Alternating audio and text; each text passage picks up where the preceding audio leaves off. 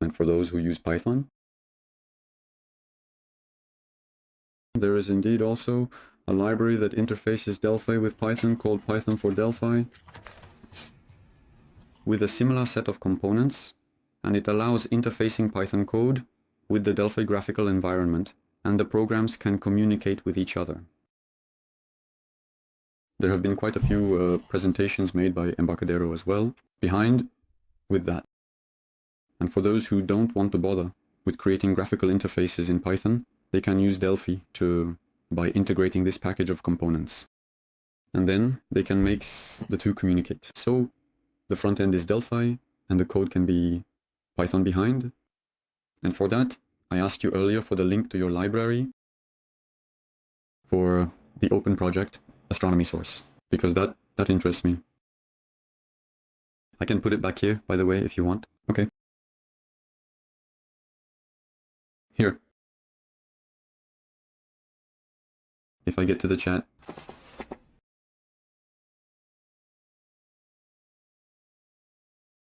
Because actually, we can add a graphical layer to this kind of thing quite simply. But it can be a fun thing, because we have the graphical capability on one side, which is quite simple to handle, and then on the other side, we do what we want. By the way, speaking of that, I wonder if Greg had done something, had published it, you know?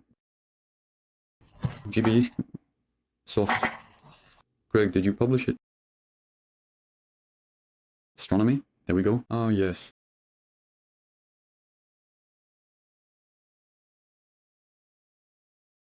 He posted the link.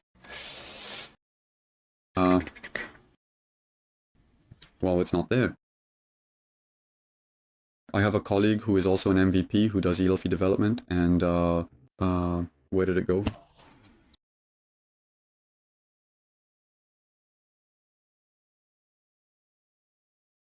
Where did he put his thing? The screen?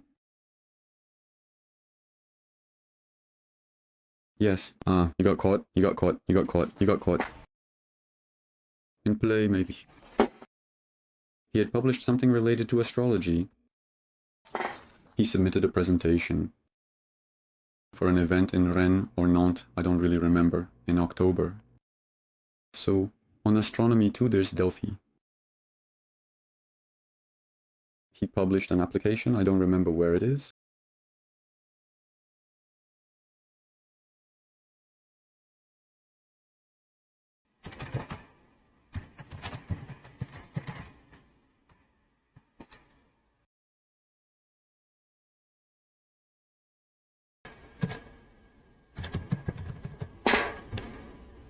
We'll have to find it.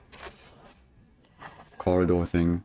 So if I go through there, I should find his. There you go, maybe up in the air. So if you're interested, there's a bit of 3D in it, I think.